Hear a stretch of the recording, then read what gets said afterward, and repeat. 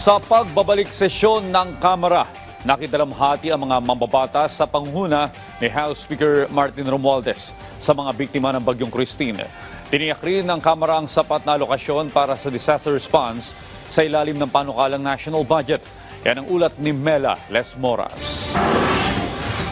Pansamantalang naka-half-mast ang watawat sa batasang pambansa bilang pakikiisa ng Kamara sa idineklarang Day of National Mourning ni Pangulong Ferdinand R. Marcos Jr. para sa mga biktima ng Bagyong Christine. Sa kanyang talumpati sa plenaryo ngayong araw, binigyang diin ni House Speaker Martin Romualdez na panahon ngayon ng pagkakaisa at pagtutulungan sa ngalan ng sama-samang pagbangon ng bansa mula sa sakuna. We mourn with their families, loved ones and communities who bear the weight of this tragic loss. And we share in this moment of profound grief. Let us find the strength in our unity and offer comfort and support to those who have lost so much.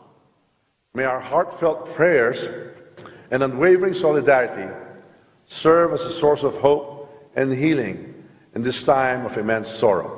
Nitong adjournment, imbes na magpahinga, ginamit anya ng mga miyembro ng Kamara ang pagkakataon para tumulong sa mga nasalanta ng bagyo. Kaya naman, abot-abot ang kanyang pagbibigay pugay at pasalamat hindi lang sa kanyang mga kasamahan kundi maging sa mga responder, relief workers at iba pang volunteers na nagkapit-bisik sa ngalan ng bayanihan. Many of you did not hesitate to set aside what should have been a period of rest. You mobilized, responded and reached out to those in need, showing our countrymen what it truly means to serve. Sabi ni House Deputy Majority Leader Jude Asidre, patuloy ang magiging hakbang ng Kamara para sa mga biktima ng bagyo, hindi lang sa pamamagitan ng pagpapaabot ng tulong, kundi maging sa pagbuo ng mahalagang legislasyon. Hindi man natin maibabalik yung buhay ng mga nawala, I hope that with the help that we are able to send, we can accompany naman yung mga naiwan nilang pamilya sa alam nating mahirap na panahon sa kanilang buhay. Maging sa panukalang pambansang pondo para sa susunod na taon, titiyakin din ng Kamara na may sapat na alokasyon para sa disaster response bago ito tuluyang ratipikahan. Ulang-una, siyempre, titinan natin yung budget ng kalamidad dahil alam naman natin lahat na halos napakasama ng nangyari sa atin nung last month na halos sa typhoon na Christine talagang tinamaan hindi lamang sa Region 5 kundi sa Calabarzon. Yun ang pagtutuunan na natin ngayon ng pansin.